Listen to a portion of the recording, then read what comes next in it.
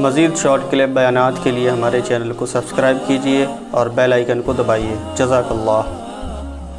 सवाल किया कि सूरह नाज़िमात में हमने पढ़ा है कि फ़रिश्ते रूह लेके आसमानों की तरफ जाते हैं, तो कब्र में जो सवाल होता है, मुनकर नकीर आते हैं, तो कब्र में फिर जो बॉडी है वो तो रूह के बग़ैर हो गई, क्योंकि रूह तो आसमानों की तरफ गई है, तो वो क्या है, वो किससे सवाल होता है? वो तो फिर सिर्फ मुर्दा जिस्म है।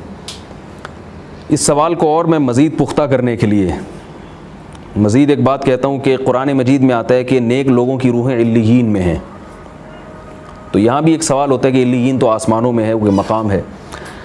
तो देखें, ये रूहें जब आसमान की तरफ जाती हैं तो उनका इस बॉडी से कुछ न कुछ ताल्लुक़ रहता है। ये कुरान और सुन्नत से साबित है। वो किस नौइयत का ताल्लुक़ है उसकी हकीकत हमें मालूम नहीं है। इसकी मिसाल ऐसे है जैसे कुरान मजीद ने मौत को नींद से तशबीह दी है। अब आप देखें, एक आदमी जब सोता है तो उसकी रूह का उसके जिस्म से ताल्लुक़ कमज़ोर हो जाता है। कुरान में आता है अल्लाहु यतवफ़्फ़ल अनफुसा हीना मौतिहा वल्लती लम तमुत फ़ी मनामिहा, कि जब तुम सो जाते हो तो अल्लाह तुम्हारी रूहों को कब्ज़ कर लेता है। तो क्या मतलब? रूह का जिस्म से ताल्लुक़ कमज़ोर पड़ गया। और फरमाया जब तुम मरते हो तो भी अल्लाह तुम्हारी रूह को कब्ज़ कर लेता है। तो मौत और नींद बहने हैं आपस में, यानी एक दूसरे के मुशाबे हैं।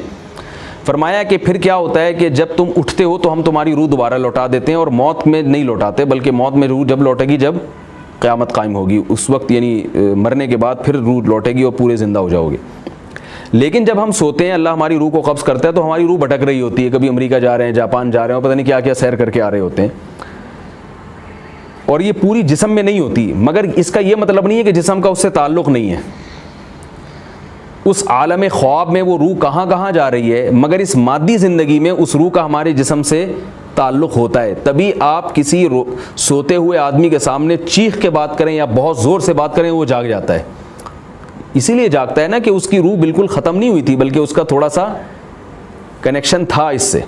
तो मौत के वक्त भी ये कनेक्शन कुछ न कुछ बाकी रहता है। मुर्दे के किसी भी जिस्म के जुज़्व के साथ इस रूह का ताल्लुक़ बाकी होता है, और बरज़ख में वो आसमानों की सैर भी कर रही होती है।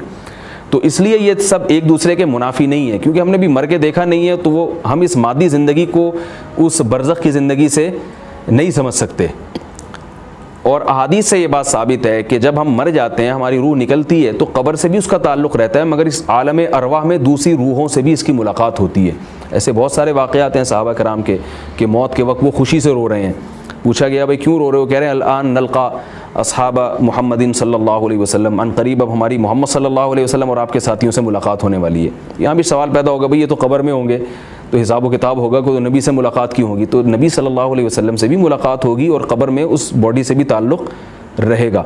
बिल्कुल ऐसे जैसे ख्वाब में हम किसी से भी मिल सकते हैं, लेकिन उसके बावजूद इसी बिस्तर वाले जिस्म से भी हमारी रूह का ताल्लुक़ रहता है। वहाँ आलम ख्वाब में मुलाकातें भी हो रही हैं, और इस बिस्तर पे जो हमारा जिस्म, हमारी जो बॉडी पड़ी हुई है, उससे भी हमारा कनेक्शन उस रूह का किसी न किसी दर्जे में कायम रहता है। तो ये रहता है कायम कब्र में। उसी कनेक्शन के कायम होने की वजह से हमें अज़ाब भी महसूस हो सकता है और लज्जत भी महसूस हो सकती है।